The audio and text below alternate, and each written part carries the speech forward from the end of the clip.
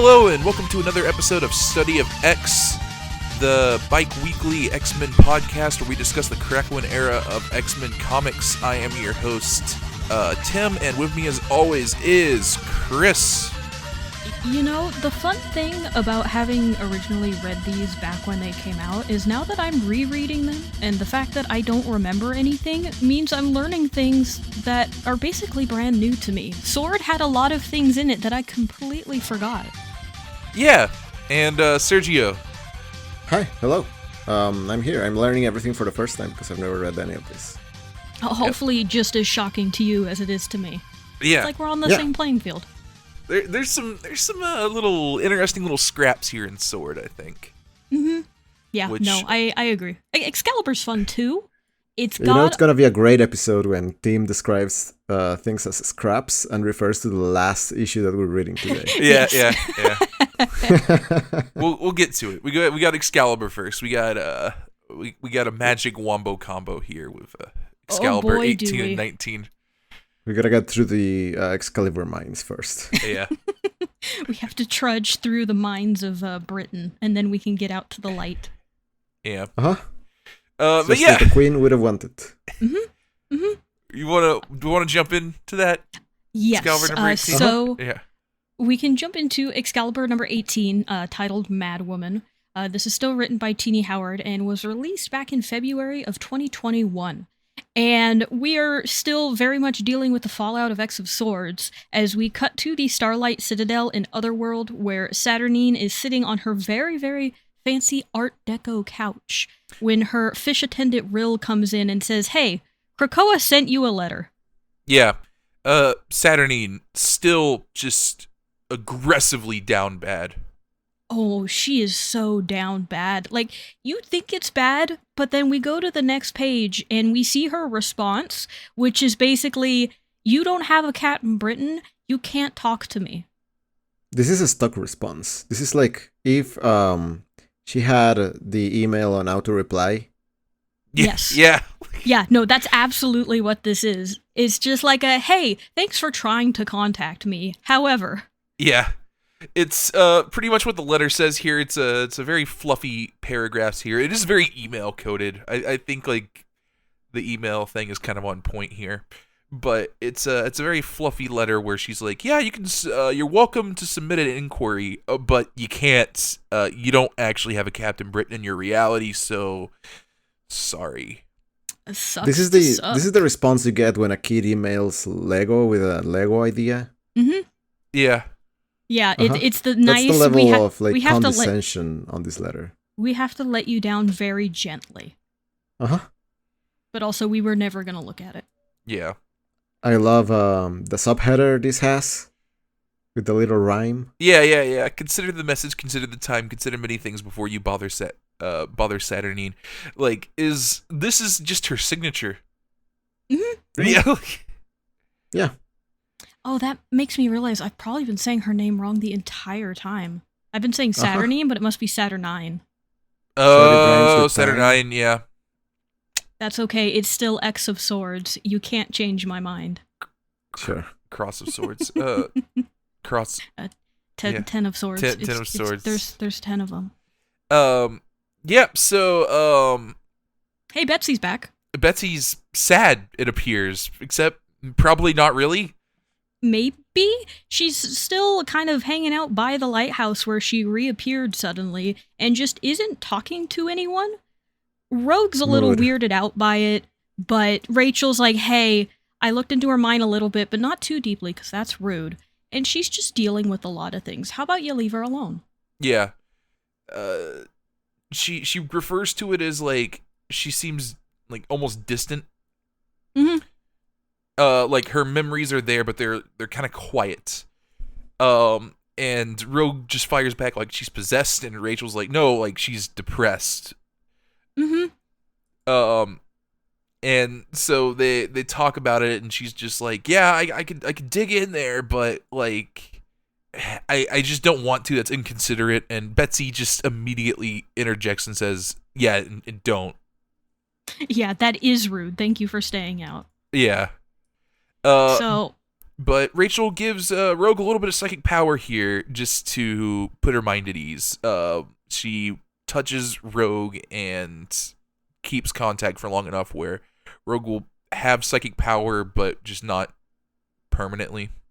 Yeah, not enough to actually hurt Rachel, just enough to be like, hey, here you go. Yeah. Don't go poking around in people's heads too hard. Mm-hmm. That's so convenient to be able to share your powers like that, especially for psychic stuff. Yeah. Right? That's it makes, like, writing wise, this probably makes this next couple of issues a lot easier than they would be. Yes, Yeah. it does. I feel like there's a lot of convenience surrounding the entire like psychic characters cavalcade that we've got with the X-Men. Yeah. Because then everyone is like compatible and can share their thoughts and speak non-verbally, which, you know, comes real handy. Yes, and we also get around the problem that I have an issue with sometimes, where it's nobody's talking to each other, and therefore that's why the problem exists. A lot of that just doesn't happen here, because everyone can just read each other's mind, or just tell them, hey, this is what's going on, here's the sit rep. Yeah. Yep. Meanwhile, speaking of not telling anybody what's going on, Emma's here, and she's upset that nobody told her what's going on. Yep, speaking of. But, you know, she's here. She's like, hey, good, Betsy's back. We need to talk to you because Otherworld's not talking to us. We really need to figure out this whole resurrection issue going on where if you die there, you die in real life. That's bad. However, Otherworld's not talking to us. They want you. So come on, stop being sad and go get to work. I have two thoughts about this. The first one is, I know they're different characters, I know they're easy to distinguish, but I still cannot get it out of my head how similar Saturnine looks to Emma. Yes. Yeah! And then being the same issue is kind of bothersome to me. And then the other thing I have is, I get the idea of keeping it, like, in the family, but I would be for it if this wasn't the most incompetent group of X-Men other than... God, I forgot their names. The ones that are evidently more incompetent. But these ones are not great. Hellions? Yes, the Hellions. Yeah. Yes. But yeah, I wouldn't trust these guys with Betsy after she's been like broken into shards and then mysteriously returned.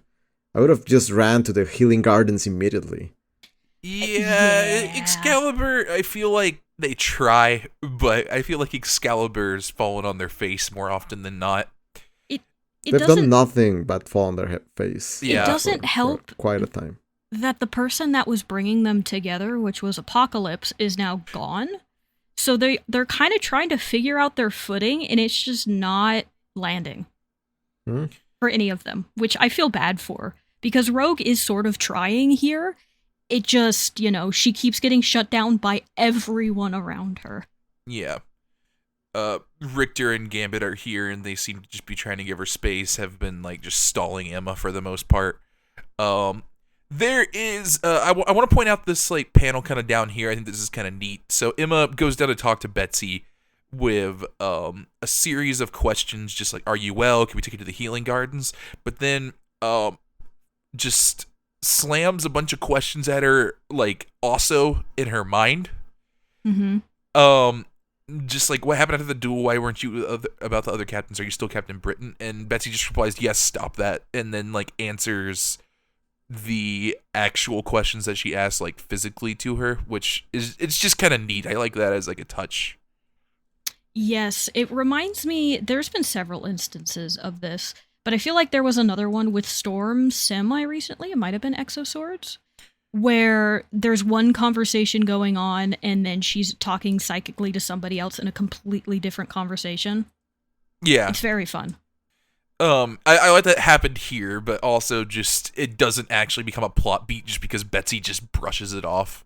Yeah. But, Betsy says, okay, I'm leaving, goodbye. And we, again, get to the kind of the core of the issue, which you already kind of talked about. They're like, we need to talk to Saturnine. Like, we got to figure out this gate thing, otherwise we're going to close it down. Yeah, and, you know, hey, Betsy doesn't want to talk right now, but what if we had a really awkward family dinner time? Maybe then she'll talk and she'll feel better. Yeah. Yeah. Rogue, Gambit, Richter, and Jubilee here prepare a dinner Hmm. in the lighthouse. With Yeah, I had some trouble figuring out where they were. Yeah, this is the lighthouse. Yeah, it's a little confusing. We're gonna be jumping locations here and there. For instance, in the lighthouse, there's apparently at the bottom just a bunch of Krakoan gates, or maybe Uh-huh. two. Hard to tell, but one of them does lead to the throne room in Avalon, where currently Betsy's brother is, or brothers, both of them are. Yeah. Yeah, later on there's going to be a moment where I went, oh, were we in Avalon? Okay, it's fine. Mm-hmm. But Yeah. it can be confusing because it jumps around a lot. But they're trying to get her to come to dinner, but Betsy is being the moody teenager who just has no interest in eating at the moment, and is just sitting down by the gates, not really talking to anybody, not interested in going to get dinner. When I believe this is Megan Braddock, This is Maggie. Maggie, walks through the gates, sees Betsy, and says. Immediately turns around and screams "father" and walks back through the gate, and you just see Betsy get like an evil face on and runs away saying "damn it." Yep. And I'll be honest, at first I thought it was, oh, Maggie is so strong in magic and everything, she probably realizes that this is not Betsy, because that's clearly the undercurrent here. However, when she comes back in the next page with her dad, she basically just says, oh, you guys didn't say Betsy was back, so I just ran to go get him. Yeah. It was just a coincidence that also Betsy ran away like she had been caught out. Yeah. So, Captain Avalon's here, and that's helpful because he can probably figure out if this is Betsy or not if he just talks to her. Mm-hmm. Mm-hmm. Again, the problem of let's just talk it out. Yeah. Avalon is not super happy that he was kept out of the loop. Yeah, this is his sister, so kind of not a good thing that the rest of the Excalibur crew just didn't say a word. On one hand, I get it. If this is Betsy, she does need her space, and maybe getting her brother in immediately is not the best thing. However, maybe let him know a little bit, just to be like, hey, she's back. She's also just not being herself. Give her some space. Yeah. So. So we kind of flash forward to later. Brian is in front of the fireplace, not happy. Betsy's not talking to him. And Rogue... What? Poor Brian. Yeah. He's trying. Yeah, he's doing his best. Rogue's here to confront her, like, hey, we don't know what's going on either about it. Stuff's weird. She's depressed, not possessed, as I have been told. And then Brian goes, nah, you're right, though. Yeah, you don't think it's her? And he's like, no, it might not be her. Like, she throws fits, but she doesn't do, like, this. Yeah, which... Yeah, and we get Betsy, in this, like, page just lurking off like, screen almost, just behind, like, a wall, just covered in black. Yeah, just very sinister. I almost kind of wish she was in more panels like this, like a Where's Waldo kind of thing, but where's Betsy in the shadows? Yeah.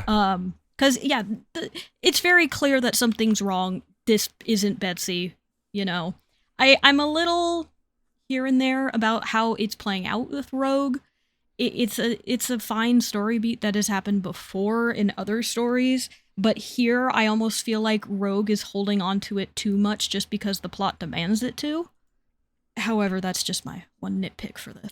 Am I to understand that the Betsy that we are looking at now is the Betsy that woke up, like replacing the identity of Queen Betsy in an alternate universe? No. Or is that still like up in the air? It's up in the air. This is assuming that this is the same Betsy. No, they are assuming that's the same Betsy. I think we get our answer in the next issue, which is, I think that's the Betsy. We'll kind of get to that more, but I don't think this is the Betsy that was in that other reality. No, I'm looking at issue 17 now, and it's communicated so clearly that it's the same Betsy because of like the shape of the explosion of pink power that she goes through on the like alternate universe where she's the queen, and then when she appears in the like right by the lighthouse, it's pretty much the same shape. But yeah, I guess it's just a huge coincidence. Yeah. It's going to be played out like a gotcha moment, like a, ooh, you thought it was. And it'll make more sense when we get to 19, because I'll explain a little bit more about the tease at the end of it. But it is being played straight, like you're supposed to assume this is the same Betsy that was Queen Betsy, but it's actually not. Yeah. Okay. I think it's a kind of a weird fake out. But sure, yeah. It is very weird. I agree. Yeah. But, Rogue tells Brian she's going to sleep, and Brian falls asleep and then quickly gets psychic mind controlled back through the gate. By Betsy. Air quotes, Betsy. Yeah. And then she wakes up Rogue with just simply saying tag in her mind. And this apparently, like, psychically hurts. And then rushes through the gate herself. With an interesting split panel here that is supposed to show a change in the time of day, I think.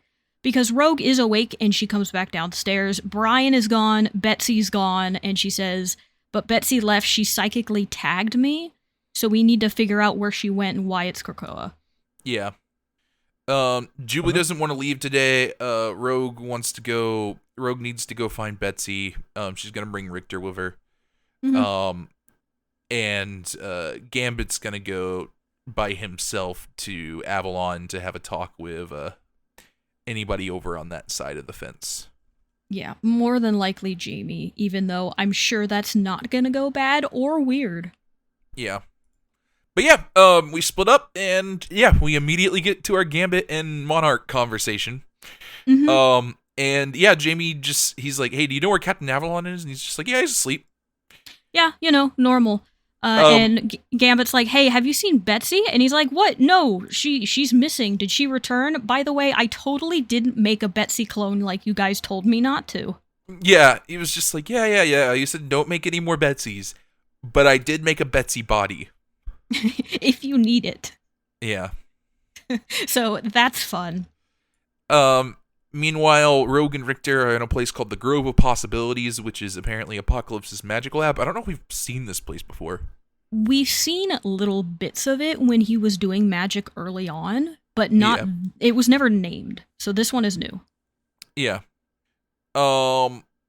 Rogue makes some remarks about Apocalypse, but Richter seems pretty optimistic about this. Do you know who's also down bad? It's Richter. He misses his buddy Apocalypse. He really does. But yeah, Richter's very excited about this whole magic thing, and he's just like, yeah, you've seen us, like, what happens when we bring out our full potential, just like the 5, that could be us, but you playing. I mean, yeah, so he brings out Apocalypse's notebook and was like, hey, if we do stuff together like the 5, and that's kind of like magic, maybe we can do that, but with Betsy, and figure out what's wrong with her. Yeah. Betsy, meanwhile, is lurking in the background. Dun dun dun. Back to Castle Avalon.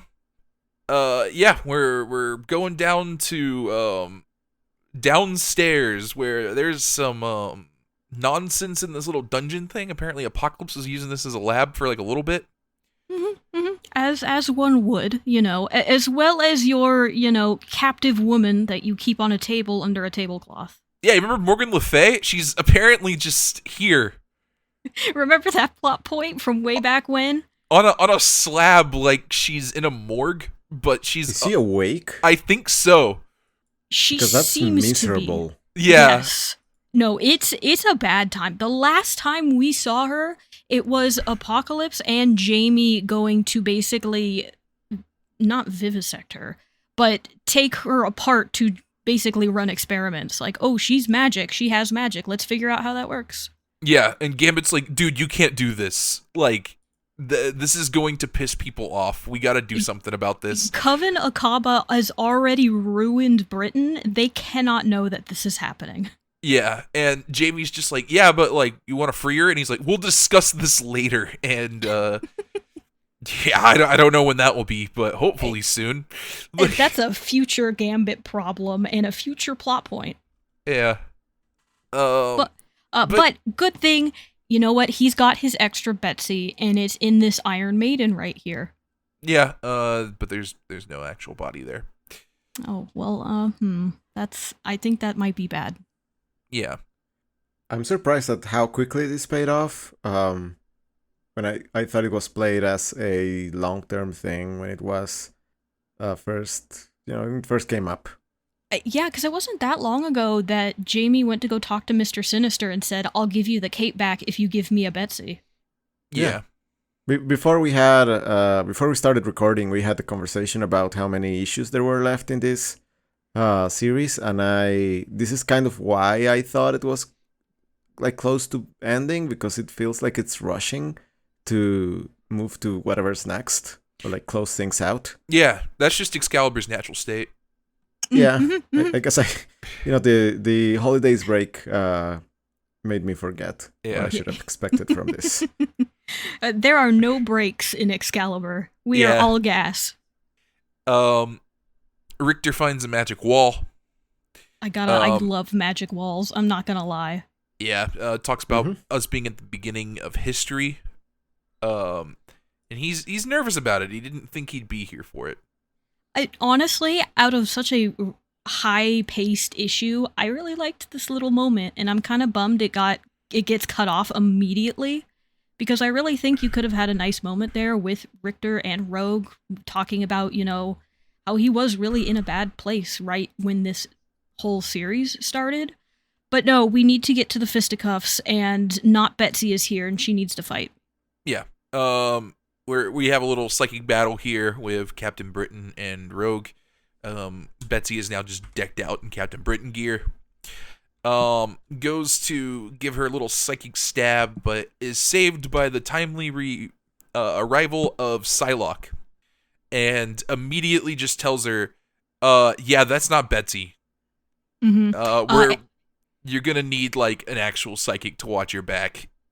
Yeah, which, speaking of, I am a real psychic. Yeah.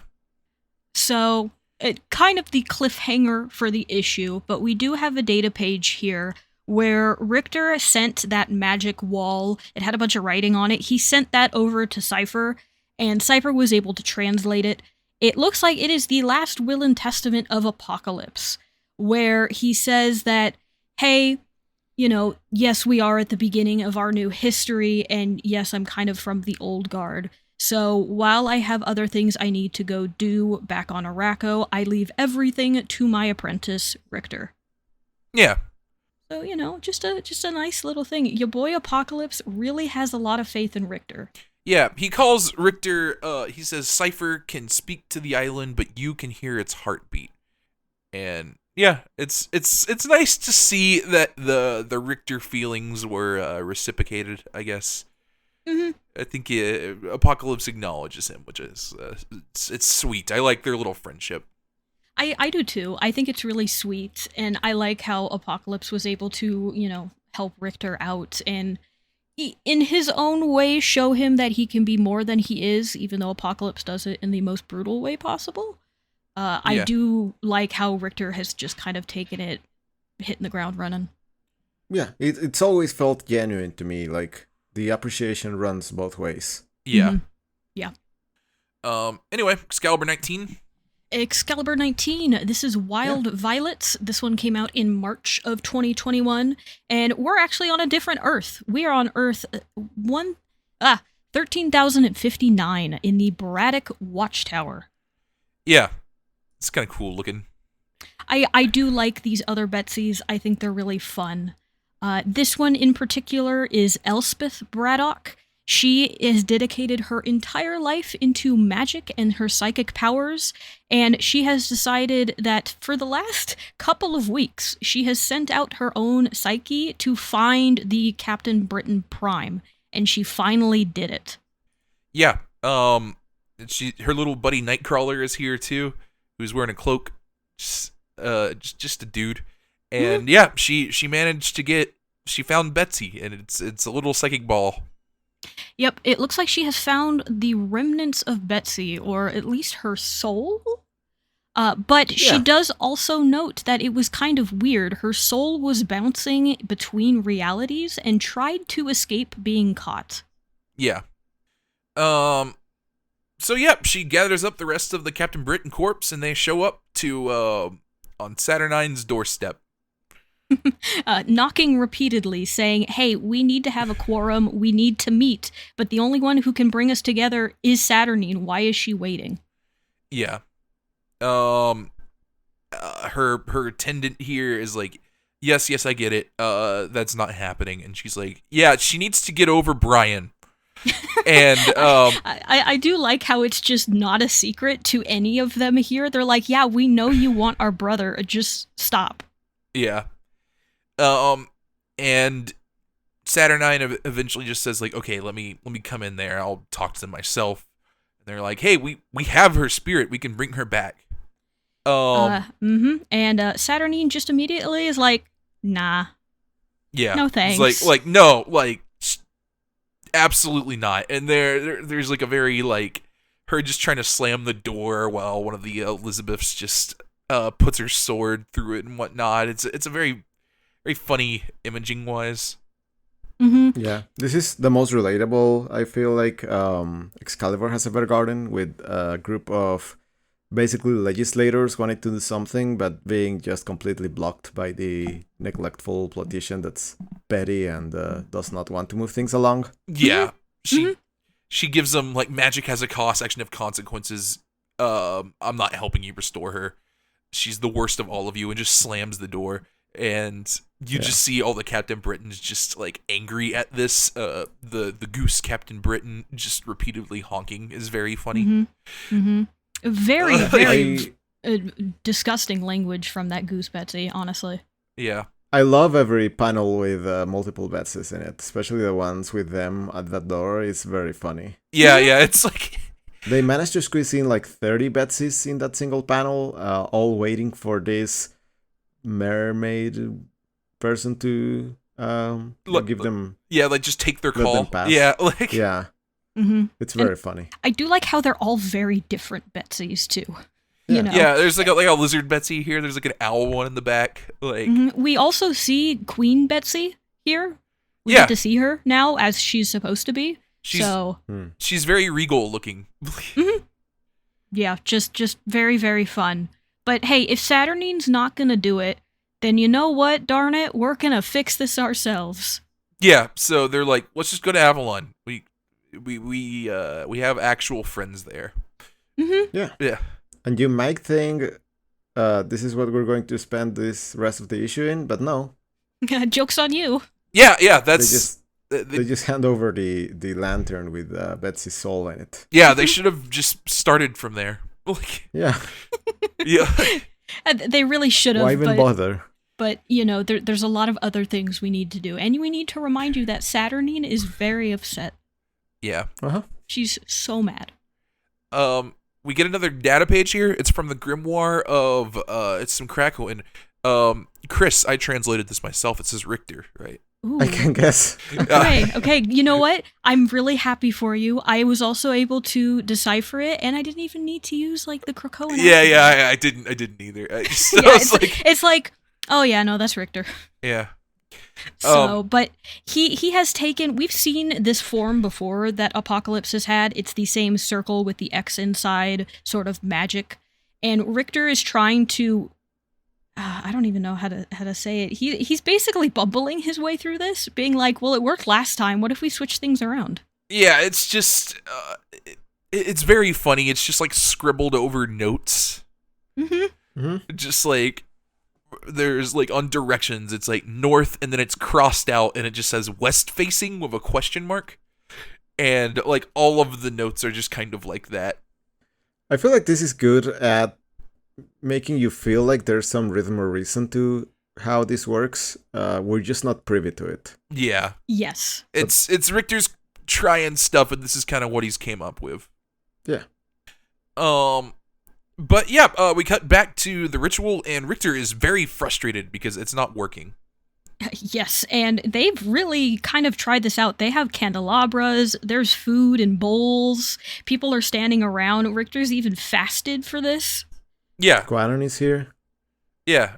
Everyone's here. We have the body. Psylocke luckily stopped it earlier, so all that's left is just to put the Betsy soul back in there, and it's just not happening.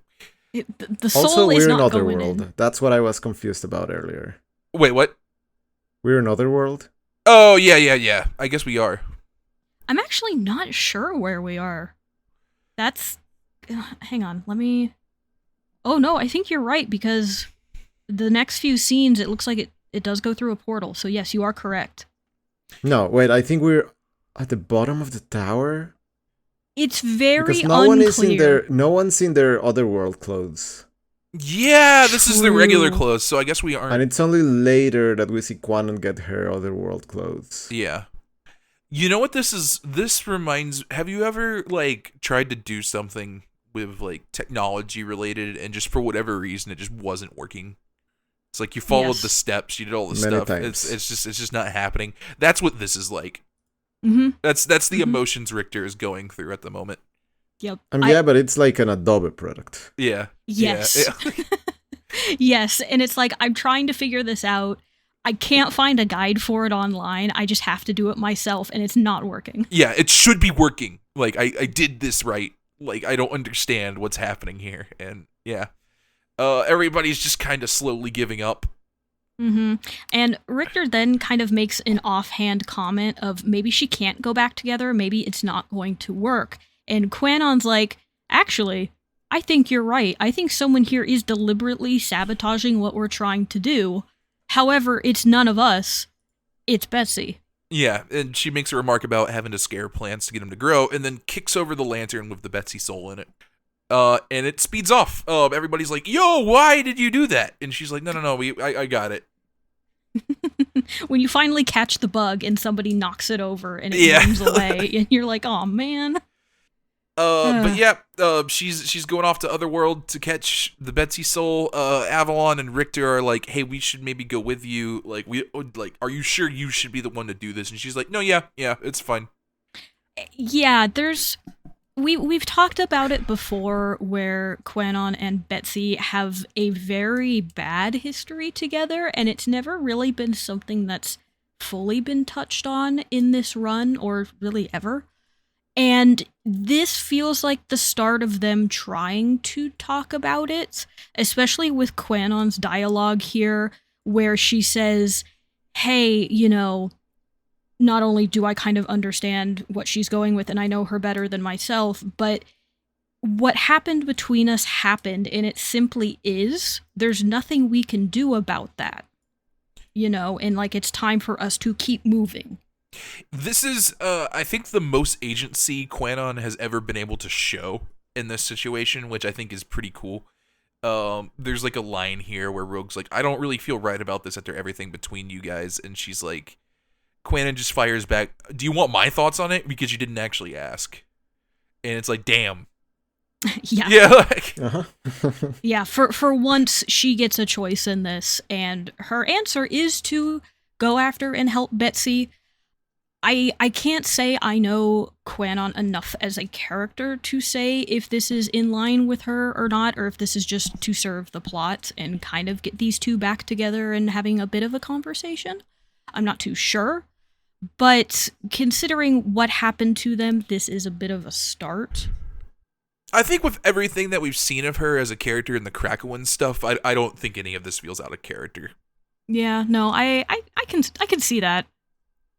But yeah, she goes into Otherworld. We get her Otherworld fit. Yep. Also, good fit. Yeah, it's pretty good. Yeah. It's subtle, but it's there. Yeah. Mm-hmm. Mm-hmm. And she immediately has a psychic conversation with Betsy, saying, hey... A little bit one-sided, but yeah. Yeah, a bit more of a one-sided conversation, but she basically says, hey, I know you're capable of having a conversation with me. I know you can hear me, so I'm going to just talk to you, because I know you're there. Now show me where you are. Yeah. And like a little fire wells up. It's this purple fire coming out of a well in the city, or a village. And the village is currently panicking. We have someone here called Frogmouth who's trying to get everybody out. And Betsy shows up and's like, no, sorry, Quanon shows up and she's like, I got this one. Mm-hmm. Mm-hmm. And Frogmouth is like, oh, you wear the X of the heroes, so I'm sure we'll be okay. But hey, a banshee ran into the well and has been screaming. Yeah. Can you deal with it? And she's like, it's not a banshee, it's just a woman. And Frogmouth just says, like, you? And she's like, yep. Hey, get it? There's parallels. Yeah. Uh-huh. She lands in the well, and there's a Captain Britain skeleton. Yeah, very creepy, very good look. But Quanon immediately says, hey, you're not dead, I'm not afraid. This is all just a bunch of theatrics by you, and I know you're hiding, so let me just push a little bit, and we'll find out what's actually going on. Yeah, she kind of describes it, and it becomes very clear the well is almost like more of a metaphor than anything, but it's like, yeah, you called me down here and then put up walls. Mm-hmm. And it's just like, that's nonsense. We're gonna get through this. And so she enters into a room that's basically a dungeon. She says, before I have to break things to get your attention, where are you? And then finds her just lurking behind some chains. Yes, we do finally get to see Betsy after all of this. She isn't doing well, and I think that's putting it lightly. Yeah. So, you know, Quanon says, hey, I knew I'd be able to find you when no one else could. And Betsy's like, hey, I didn't want you to find me. She still clearly feels bad about what happened between the two of them, not to mention that it was all brought back up when she met the other Quanon in the other universe with Queen Betsy, where none of that ever happened between them. And this is all compounded between the fact that she lost her duel in S.W.O.R.D. She broke apart into pieces and believes that she lost and likely lost the rest of the fight for them and is completely unaware of everything that came after that. Yeah. Early on in the issue, Rachel did remark that she thought Betsy was depressed, and I guess she wasn't wrong. Just... It's a little more complicated. I'll say it when we get to the stinger at the end of this about what's actually going on, because I think I pieced it together. But I think Rachel was basically completely incorrect. Well, I think she was correct about Betsy being depressed. It just wasn't the right Betsy. Yes, no, that is correct. But the one she was actually like reading to get that it was possession, not different. Yeah, she was not diagnosing the right person. Yeah, she diagnosed the wrong person with the correct diagnosis. Yes. Yeah. Sure. But yeah, Betsy's having a hard time here. She again just feels like a failure, just wants to be left alone. And is, very open with everything we've kind of already clocked, where she says at one point, do I have to hurt you like I hurt myself? We kind of clock that when it comes to her. She's very hard on herself, especially the fact that she is not her brother when it comes to being Captain Britain. Yeah.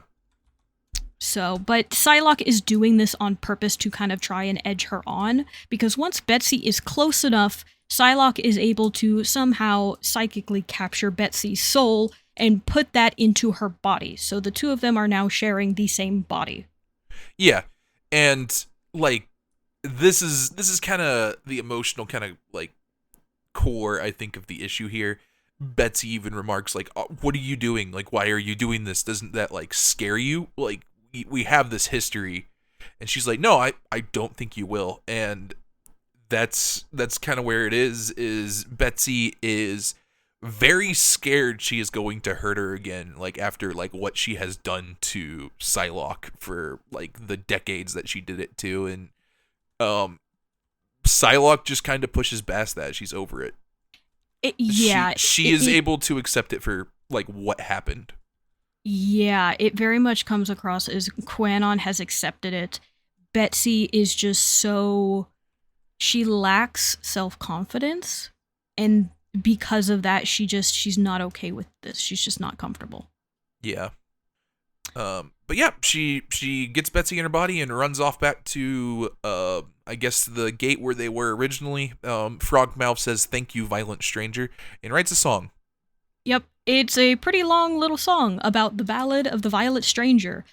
It's another thing about, hey, maybe there are parallels about what's going on here. Did you know that is a writing technique? Yeah, yeah. Does anyone want to sing it? You want to sing it, Chris? No, you do not want me to sing this. Um, yeah, it's a fun little song. It is. It's a fun little thing, you know. And at the end, it just says, "So who is she to the captain? There the line between them blurs. Is the Violet Stranger the captain's shadow, or is Captain Britain hers?" Hey. Hey. Yeah. Yeah. It's kind of fun.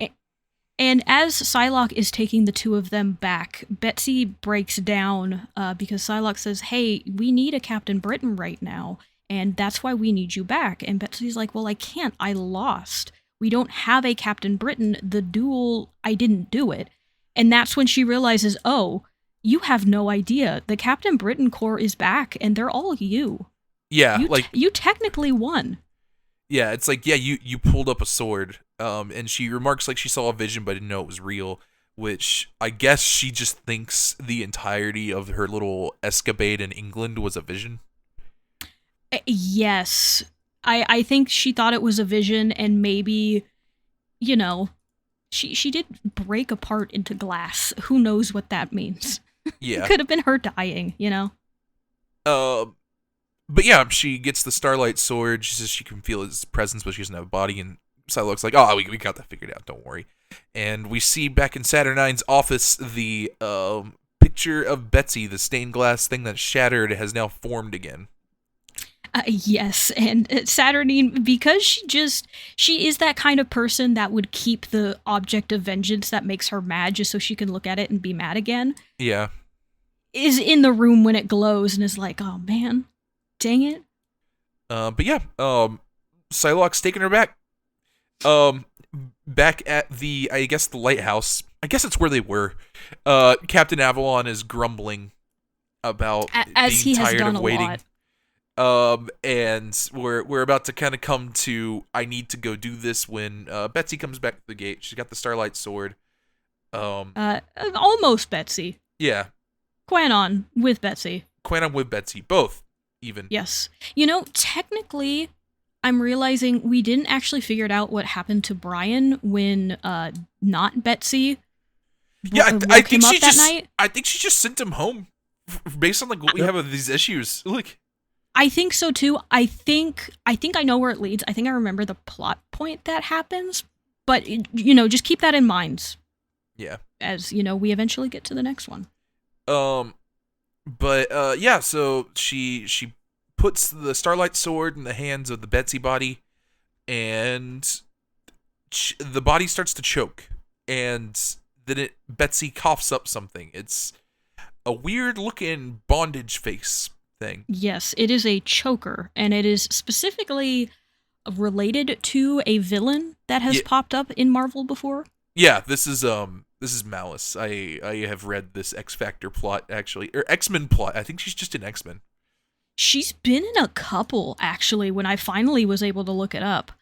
But we'll get to the last page here, and then I can go into who that is. Yeah. It tries to possess Rogue. Rogue fights it off because she's been possessed by her before. And it immediately goes through one of the Krakoan gates. And she remarks like, "Oh yeah, that's Malice. She could be anyone." Dun dun dun. And yeah, that's the end of Excalibur. Yeah, so I did not understand what was happening or the coughing up of the choker. This is again one of those things that comics definitely loves to do, where it's, hey, here is this reference to something that happened maybe in the very past or in different issues, and if you haven't read it, you're not going to get it. That kind of happened with X Factor also, when it came to the Morrigan with the symbol and everything. It's like, I don't know what's going on, so I had to look it up. Yeah. And this is another one. So there are actually several different villains in Marvel named Malice, but this one in particular is from Uncanny X-Men number 210 in 1986, made by Chris Claremont. She was a member of Mr. Sinister's evil Marauders team that went around, killed the Morlocks and a bunch of other things. She is incorporeal and she has no physical body, meaning she can take over the body of other people with relative ease. Her signature when she has taken over someone is that the person gets a choker around their neck that looks like exactly the same one that Betsy threw up. So she's been around for a minute. She has bonded to Polaris, Cyclops, even the Omega Sentinel briefly when she was a digital incorporeal entity. A weird little bit. But the reason that Rogue here is worried is now that Malice is free and in Krakoa, she really can be anybody. Yeah, I think I remember her possessing like Polaris for like a while. She was. It was a plot point, Mr. Sinister, where he said, hey, go take over Polaris, not telling Malice that, hey, Polaris's abilities and yours means you're going to be bonded permanently for a long time. Yeah. So that was kind of a thing. But Malice is a villain through and through, not a good person. What she was doing in Betsy, I have no idea at this moment. Yeah. So all we know, and that's kind of where the fake out comes from the last issue, where it very much looks like Betsy came from the Queen Betsy universe and back into ours. But actually, at some point in between that transfer or something, Malice got in there. And the Betsy we know, her soul was bouncing between realities and running all over the place. So yeah, that's Excalibur. What do we think of these two issues? They're fine. I think, again, it's moving at like 1,000 miles per hour. I didn't recognize the Malice stuff, obviously. For a second, I thought the choker had maybe something to do with Jamie. So it wasn't until this conversation that I actually got that cleared up. Yeah. Mm-hmm. No, same. I also thought it was a Jamie thing or like a Morgan Le Fay thing even. Mm-hmm. Which is why I thought they showed her again. I was like, oh, maybe this is related, and until I actually looked. Yeah, there's a bunch of stuff that doesn't really click until the very end. And there's some stuff that pays off so quickly that I don't think there was a need to keep like any secrecy around it to begin with. But yeah, I think everything, it's like at least slightly above the average for sense in Excalibur, so I'm able to follow everything relatively well. I do think it's a little cheap how they, again, are lengthening the getting Betsy back plot when we kind of had that resolved last issue. I don't think it works as well as they wanted to, because the issue 18 does begin with something like, hey, you thought that she was back, you thought it was going to be easy. Evidently it isn't, but also I don't think it, like, again, works super well. It's just, it just feels like busy work. And an excuse to introduce Malice now that we know what's going on. Yeah, I think the emotional stuff with Betsy and Quanon feels good, at least. I like that we did dive into that a little bit, but I do agree it feels kind of like we took like a step back to get there. Yeah, I think it gets a little muddled from Quanon's conversation with Betsy, like alt Quanon from the Queen Betsy the other reality timeline. Yeah. It gets a little muddled, but I do think the little conversation they have with that big confrontation is pretty solid. So I'm willing to give it some points for that, for sure. Yeah. Mm-hmm. Mm-hmm. And I'm realizing now that I'm thinking about it, this technically means souls exist. So does that mean Cerebro implants the soul of somebody back into the husk when the Five bring them? It has to, right? I guess, yeah. I feel like the Cerebro stuff it has a very, like, digital tenor to it, and then there's a translation that occurs through the Five, I think, is my interpretation of it. Yeah, something going on there. I'm thinking about like the alt Betsy and alt Quanon thing a little bit more, and I kind of like it a little bit in hindsight, because like we talked about it in that issue. It's not the best look for Betsy, and it really just reads like this is a conversation she's just very afraid to have with her own Quanon, and is trying to kind of put it off on this one. And I think forcing her to actually have that conversation with her real Quanon is like a good direction to take that. Yeah, but I think then Quanon is the one to shoulder all of the weight of that conversation, and I think it's backwards from what it should have be. Yeah, that's very fair. It's very much like Betsy's in her head about it more than she is. Yes. But yeah. Anyway, do you want to go on to S.W.O.R.D? Yes, I sure do. I'm very excited. I love this issue of S.W.O.R.D, and it answers a question we had when talking about the King in Black, which I think is very funny. Yeah, we were. Is it the one where we were like, "Wait, what do you mean? Is Krakoa a safe space during this?" And the answer is no. Yes, that one and another very pertinent one that is going to come into play at the end of the issue. Yeah. So for S.W.O.R.D number 2, In the Dark, this is written by Al Ewing, and this came out in January of 2021. And we're opening here in New York City, as it is covered in goo. Yep, it's been good. Yeah. If you thought it was safe to skip the episode on King in Black, you thought wrong. Yeah. Joke's on you. You should have read the sad saga of Eddie Brock caring about his son a little too much. Yeah. Uh-huh. Also, there's a lot of goo. We get There's so much goo. We get a mysterious symbiote who talks about an old joke. Where's the granny when the lights went out in the dark? Do you get it? I don't get it. It's not very funny. It's just okay. Hey, I don't think Noel's not very good at jokes. I don't think this is Noel, but we'll get into that. Hey, actually, that makes it a little funnier. So I like that version of it. Yeah. Where it's just not him. Yeah, so meanwhile, back at S.W.O.R.D Station 1, Abigail Brand here is doing a roll call. The Earth is covered in goo. There is a big old goo shell. We need a full spectrum report. We don't have contact with anybody. Things are bad. It's a good thing we're in space where all these symbiote dragons are, Yeah. and then we need to figure out what's going on. Yeah, so calls in the teams. WizKid's doing okay. Manifold's doing okay. Cortez has nothing to report. Frenzy's in contact with the Galactic Council. Security's just not here. I think that's Cable. That is, Cable is security. Uh-huh. And then there's Violet, which is analysis, and this is where we're going to be introduced to Mentallo, Who's on the toilet. who is on the toilet, and is going to let Brand know. Can we comment on his magazine here? Just It's tank Tank. with 3 exclamation points. Yeah. It's a subtle joke that has its payoff right at the end. Yeah. So, because this is the first time we're actually meeting Mentallo, I think Brand is able to describe him best in her own words, but I'll give you a little bit.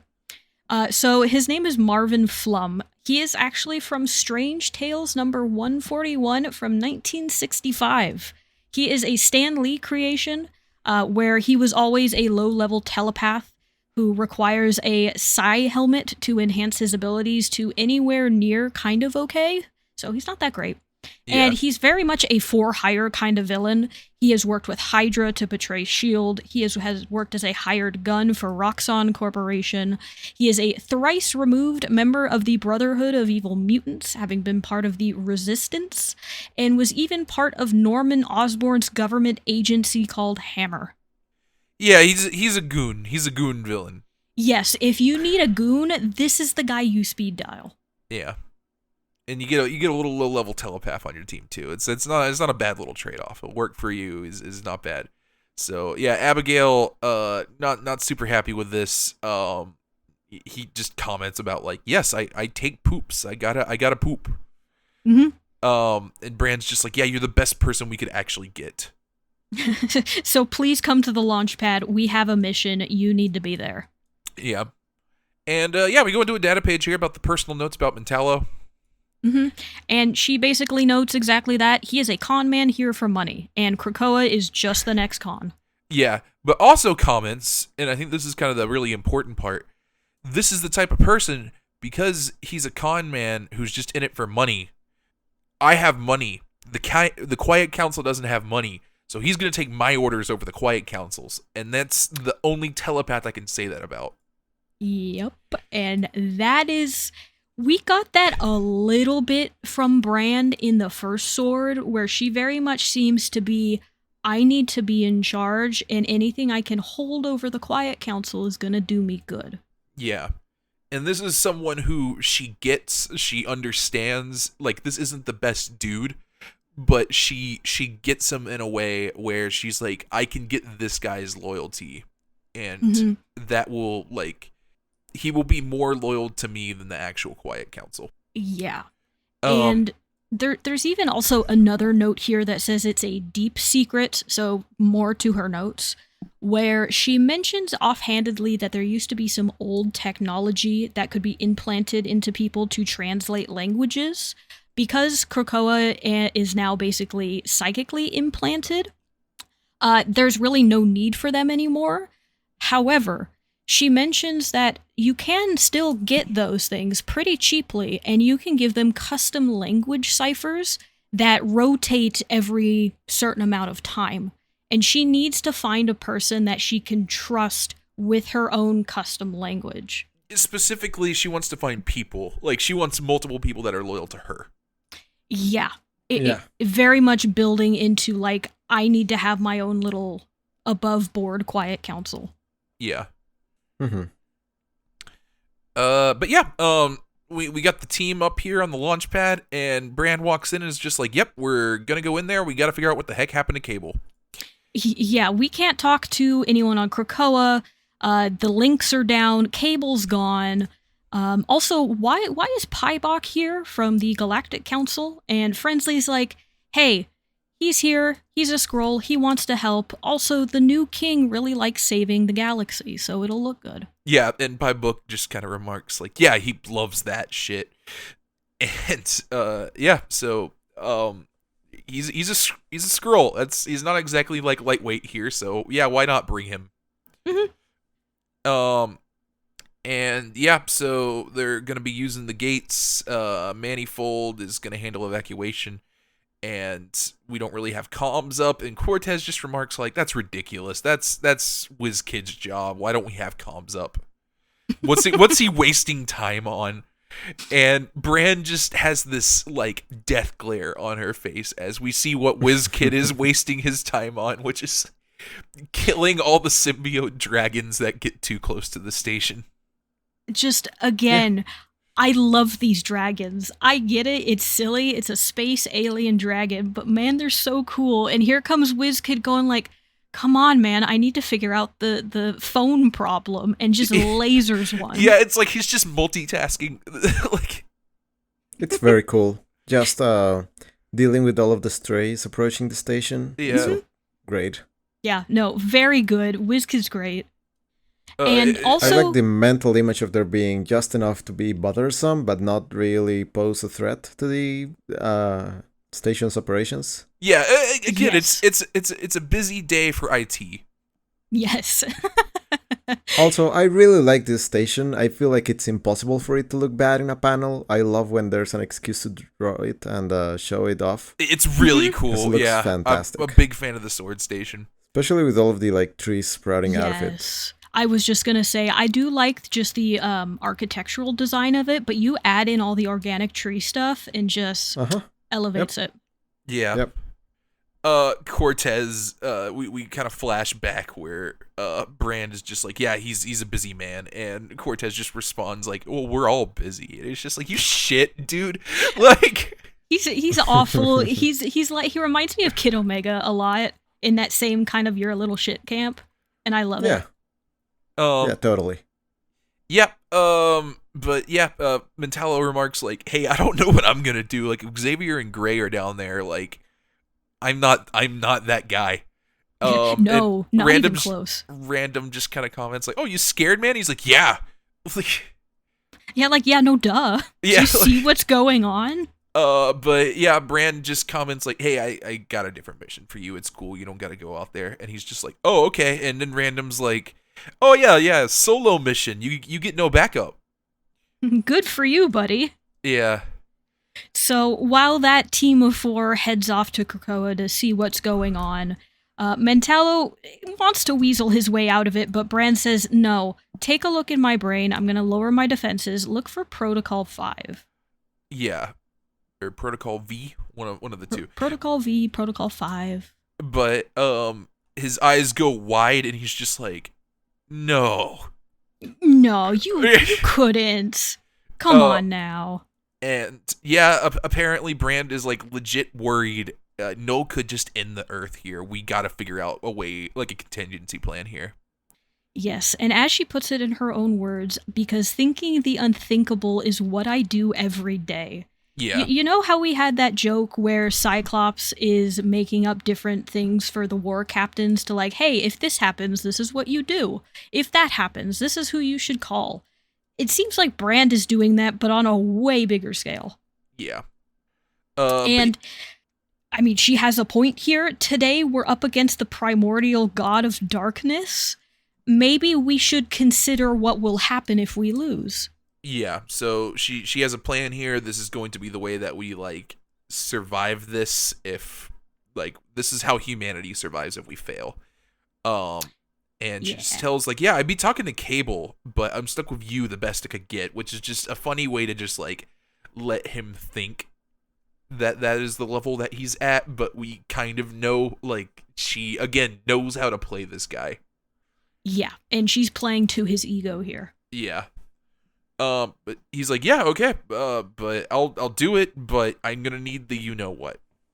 And, we flash to Krakoa, which is covered in snow. It's not doing too well with, no sun. Yeah. And yeah, the rest of the S.W.O.R.D team arrives. We got Random, we got Cortez, we got Frenzy and Pybok. Cortez remarks like it's the flat scans. Always the flat scans, and he's right. Yeah, I mean he's not it's definitely not a mutant. No. So Frenzy apologizes that this is not the relaxation first trip to Krakoa maybe Pybok wanted. And, she's right, because as we walk out, we see another giant symbiote dragon fighting Magneto, Banshee, and Sunfire. Yeah, have we seen Sunfire before? Is this our first time seeing him? We have not, actually. He might have been in the background here and there, but this is the first time we're actually seeing him. Did you look up Sunfire at all? I did. Okay. Because he's one of the few I also know is one of the OGs. Yeah. So not for very long. No, not for very long at all. So Shiro Yoshida was first introduced in X-Men number 64 in 1969.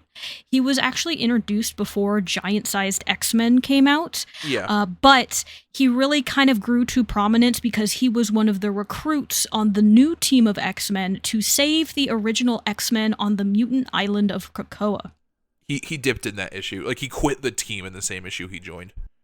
Yeah, so again, not around for very long, but that's where a lot of people know him. His history is very weird and complicated as I was looking into it. It seemed to be a maybe not the best commentary about Imperial Japan. Was his character. And I'm like, ooh, that's a rough one. But we're into the Sunfire now, and all you need to know is his powers involve solar radiation manipulation, and he is a very powerful mutant. Also, I just like his design. I think he's cool looking. Yeah, his design is fun. It's very good. But yeah, he's fighting the dragon with fire, which is a good idea. They're usually weak to that. Yep. Unfortunately, the dragon is big and has many tentacles. Yeah. Sunfire runs in there. Magneto's very confused, or Magneto's very concerned about this. He says, you got a mind link with him. They can possess mutants. We need to stop that. But Sunfire gets thrown out. He is not doing well. And by not doing well, all of his legs are broken, his ribs are broken, and he's been crushed. This man is not getting up. Yeah. Frenzy and Pybok are making plans to fight, but Cortez is like, no. This is my field. And gives him a little power boost. Honestly, this made me like Cortez for the briefest moment. Yeah. Because I kind of like his little pep talk he does as he gives Sunfire, like, the juice. Yeah, he's like, oh yeah, what does he call them? We have no sun in our sky, Shiro. They have stolen it from us as they've stolen so many things. Take it back, Shiro. Be the Krakoan sun. And he just screams yes as he just like fires off into the dragon, bursts through it, and just kills it immediately. Yeah, Cortez just like still got it. A little, Pretty cool. a little shit-eating grin down there, putting his sunglasses on. Still the power behind the throne. Like little worm tongue looking guy. It's pretty good. It's fun, and I like it. And I don't know. I like it. It's good. It shows you how Fabian is, and we're gonna see more of him too. Yeah. We get our personal notes here from Abigail Brand, and this guy, it's very apparent this is a different type of shit from Mentello. As her notes say, unfortunately, he's a treacherous sack of yuppie pus who will stab any back or kiss any behind for a taste of power. Yeah, I could fob him off some meaningless title for now, but that won't seize slay his ambition forever, and it's possible some of the egos in the council might fall for his shtick before it can create a long-term solution. So it's like, yeah, this dude cannot be long-term. He's going to be a problem at some point. We got to get ahead of it. Yeah, and I do think it's funny she immediately notes, like, oh, he's going to try to worm his way into the council, and he's going to do that in the next page. Yeah. So. So she has a list of potential replacements here. Michael Nolan, Brian Dunlop, or Boost, is Mr. M, and an unknown person. Did you look up any of these? I did not, seeing as they were just briefly mentioned here. I mean, Brand notes already why some of these people are issues. For instance, Michael Nolan, his wife, who is human, died and cannot be resurrected, so he's obviously not happy with Krakoa. And also, his so Cortez had a thing before where his powers used to be addictive, but apparently he can switch that. Michael Nolan apparently does not have a way to do that. Yeah. And the problem with Boost is Boost can amplify a mutant, but only one of them, which Cortez needs to do it with all of them, especially when they go into the far beyond of reality. Yeah, but does know it's a useful power. We could maybe have him on the security team. And then there's Mr. M, who she's just like, yeah, we don't know where that guy is. And then the blank person, it's like, there is a lot of this is redacted, but there is a note here about how the loyalty is probably not to who they want it to be, but she fits all the other criteria, and then with an added bonus, and then a bunch of redacted, and then just the word snark war. Oh man, I have never read the Snark War, but I do like it as a name. Yeah, it's like, oh, that doesn't seem good. Meanwhile, back at the hatchery, the five are just hanging out. Mm-hmm. Just, reading a book, noting how, hey, look, someone turned the sun back on. Yeah. And they're kind of just communicating with one another when they are interrupted by Mentallo in a large tank as he breaks through the wall and says, hey, I'm here to save you as we escape from Earth because this is Protocol 5. Yeah. This is my think tank, is what he calls it, and he's got a cool fit on. He does actually have a cool fit. I like his hood and I like his mask. Yeah. Did you know he had a think tank before? I do now. When he was part of the Resistance, which were a offshoot of the Brotherhood of Mutants. Yeah, this is where Peeper was, right?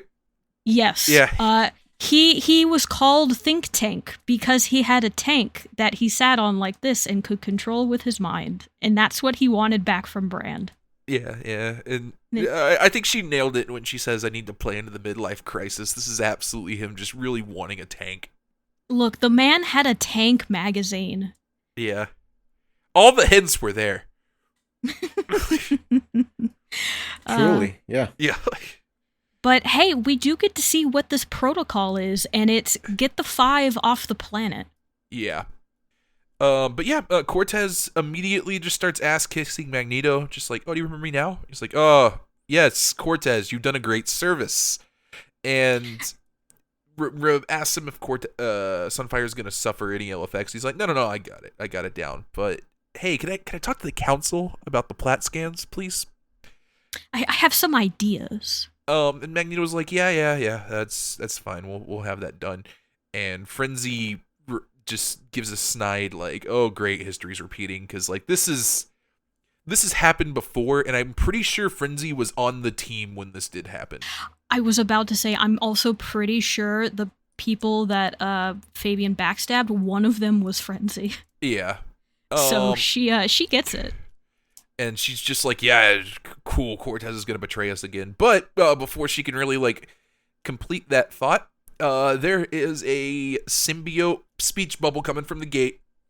Uh-oh. And it's, look what I see through my dead dragon's eye. It is a whole island of hosts, and very, very useful hosts.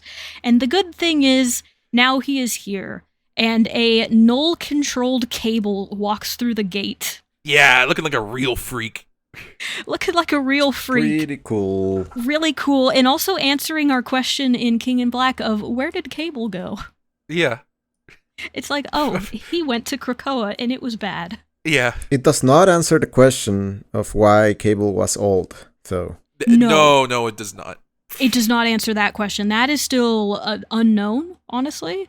And it almost looks like he's a little younger here, but... Yeah, I feel like it's ambiguous enough that they managed to make it work. Yeah. Yes.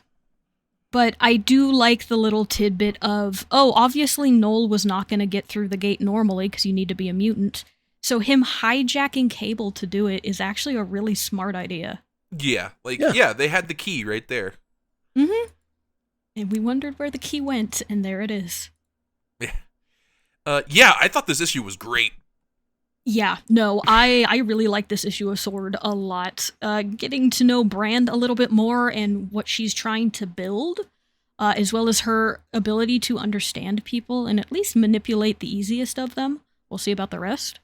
But I really enjoyed seeing Fabian, which is a weird thing to say. And I also really, really like the reveal of, oh yeah, there's Cable. Yeah.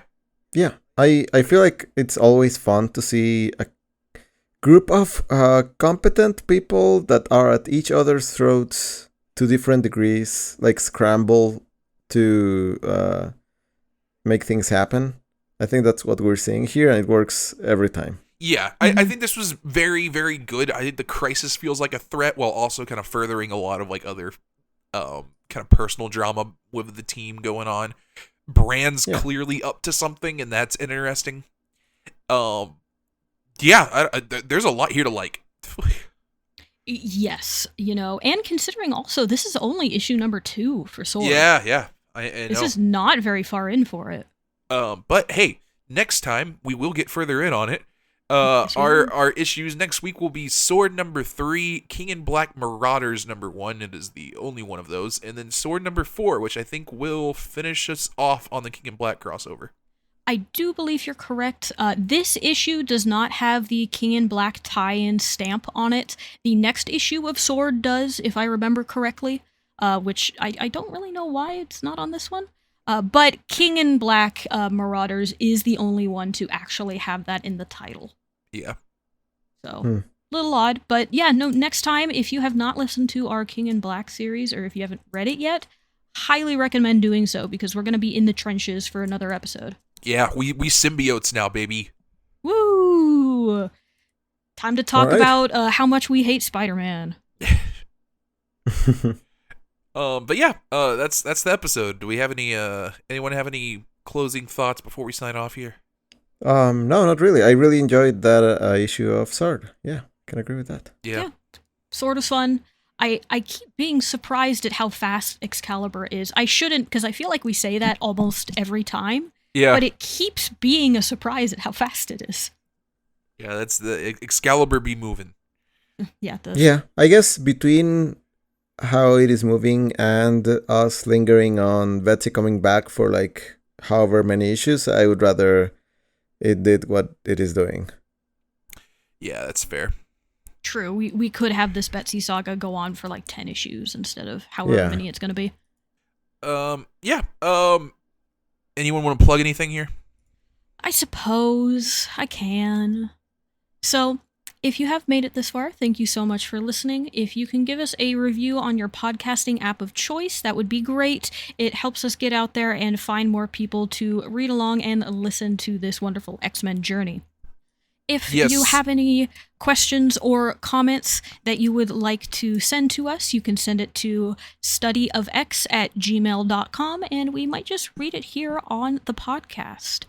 If you are looking for this podcast on social media, we post our reading orders, some screen grabs of the comic issues themselves, as well as maybe fun facts here and there.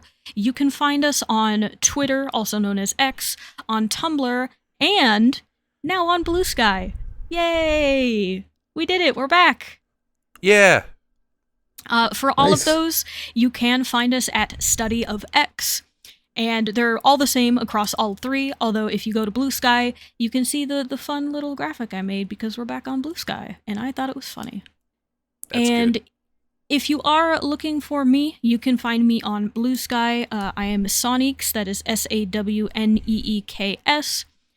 Kind of just posting things here and there, some games, mostly Warhammer, because I'm still painting, and playing Warhammer games.